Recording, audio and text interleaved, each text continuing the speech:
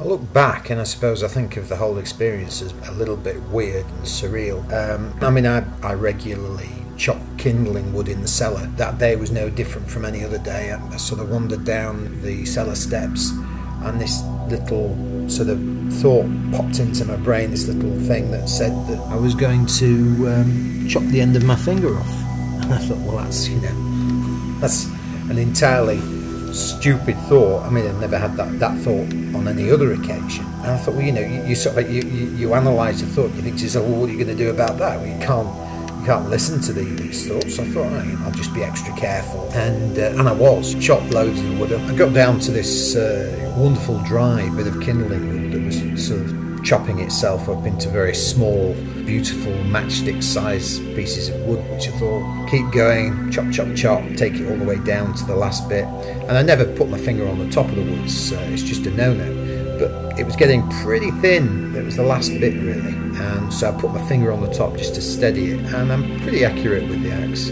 And you could say it was the last chop of the day. I chopped my finger from my right hand first finger, chopped it from the last joint down through the nail to the tip of the finger. Typically profuse bleeding, and thought, oh my God, you know, what am I going to do about this? I immediately rushed upstairs and sort of bandaged it. So went into my daughter's bedroom where my wife was, sort of hiding my finger. The bandage was already slowly soaking with blood, saying, can I have a word with you outside? I went back down into the cellar and I found the bit that I'd cut off, and I cleaned it, and I cleaned my finger, and I stuck it back on, pushed it back on, and of course the blood virtually stopped bleeding, you know, as soon as I put it on. I got some superglue and I superglued the outside edges on. Wonderful stuff, superglue. I mean, I don't recommend everybody does that, but it's what I decided I wanted to do. And the following day, when I came to take the bandage off again and clean again,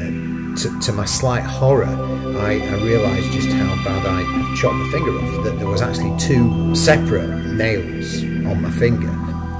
I kind of realised there was every chance that both nails would grow independently of each other, and I'd have some sort of cleft nail growing out of my finger. But thankfully, after a couple of days, the smaller part of the nail sort of dropped off and died, and then I was just left with sort of like cleaning, cutting off the dead skin. You know, I can't believe how well my finger healed. I think it's one of those sort of great moments in a way where, you know, I just knew that I wanted to take this axe and create some sort of sculpture from it. I mean, my father gave me that axe, and it must be, I mean, he must have had it a fair few years, so it must be 40 years old, and it looks it. I keep the blade extremely sharp, but the rest of the axe is pretty rusty, and, you know, it had that, you know, tactile sort of interesting thing about it.